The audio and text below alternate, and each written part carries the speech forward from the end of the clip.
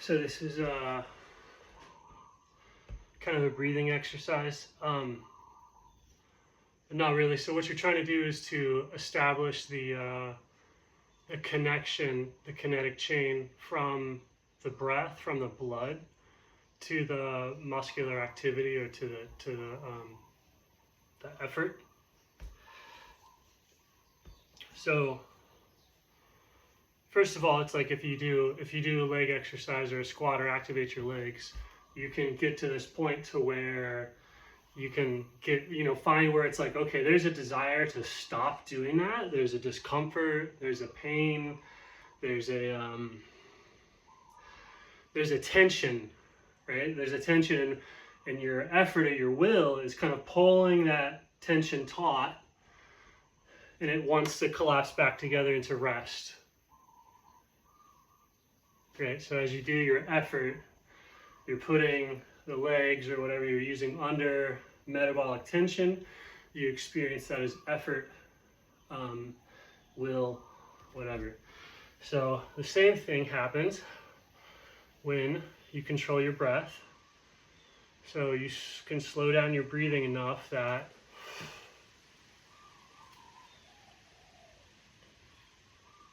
the desire to breathe emerges, and that desire to breathe again is a tension forming. So there's oxygen use in the body, and there's also the main experience of this that we have is just from like a CO2 sensor in the head, kind of a proxy for this event happening mentally in terms of the suffering. But with some breath control, so independent of the exercise, you're letting the breath, run away sort of, and you're not quite breathing enough, or you're just relaxing. The body's using oxygen, you're just not really doing anything about it. And so that slowly develops this desire to breathe. And so you can breathe slowly and calmly, or take little sips, just enough to keep it tolerable, but not ever fully satiating the desire to breathe with like a gasp.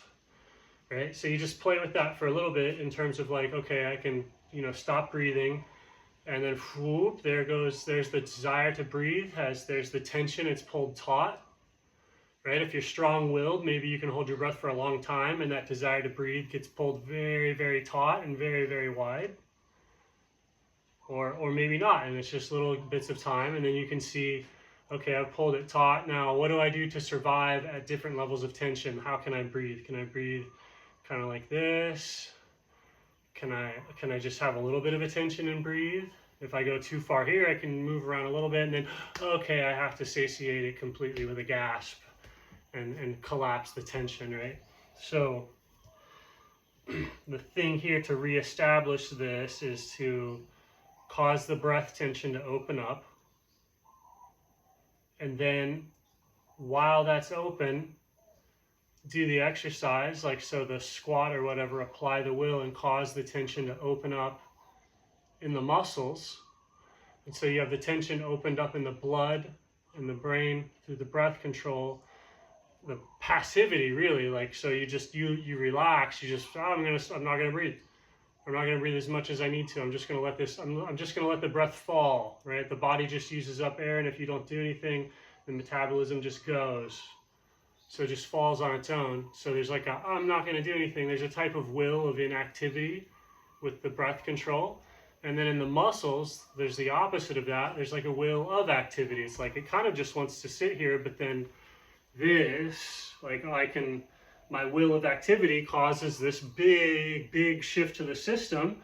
And this whatever 100-something pounds of my torso suddenly rises up in elevation. Why is it doing that?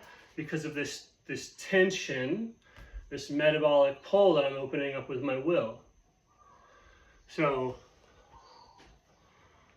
I can open up the tension with my allowing in the breath up here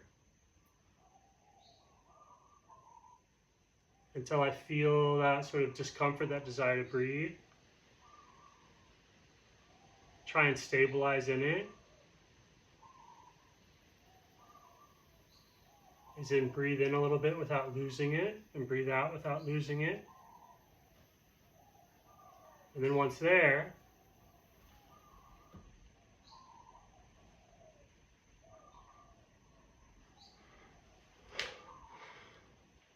generate the tension in the muscles.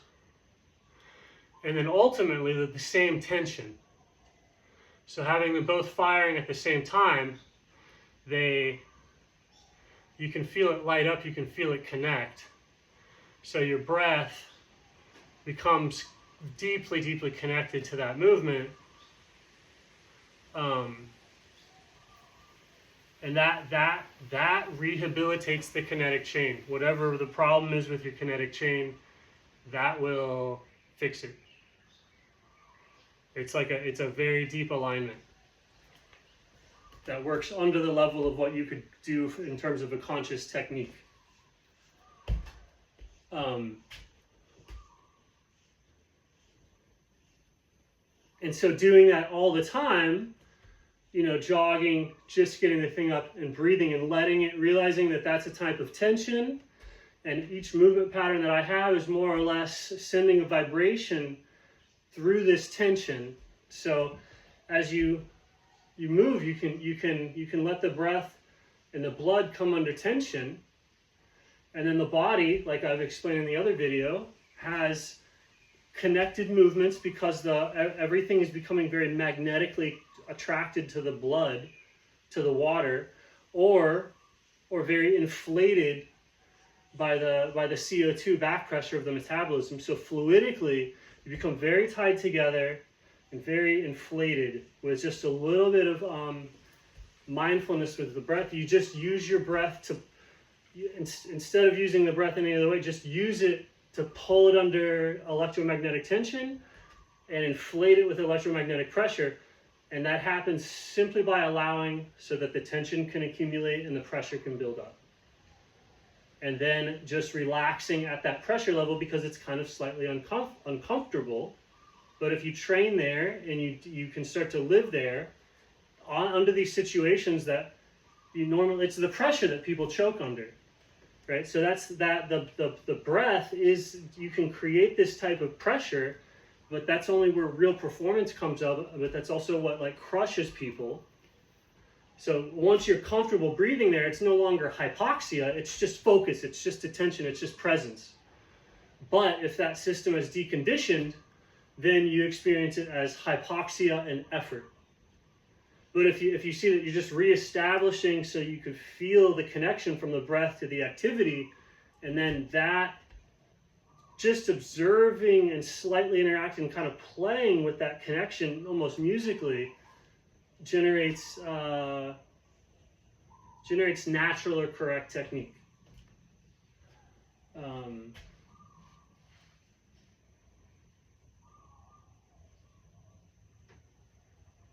yeah, so that's legit one of probably the most useful exercises that you can possibly do on land. If something's kind of injured, or if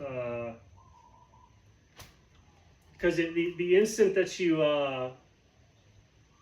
have it, it's just have that tension there, it pulls you into the presence of space. Like in Qigong, if you ever do any visualization stuff where it's visualize you're holding a ball, or visualize this here or there, you'll find that you can't have a visualization where mind is not. The visualizations happen as imaginations in the water. So if you're imagining, you're centered where you're imagining. So if you imagine anything, the imagination itself is the centering in the water. And so if you let go of the imagination, you'll notice the vastness of the consciousness that the body is arising in. And then that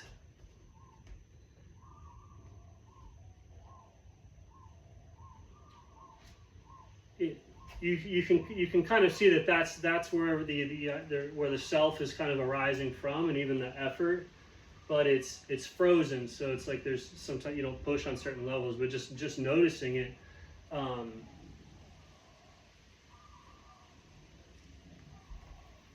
Does a lot, therapeutically.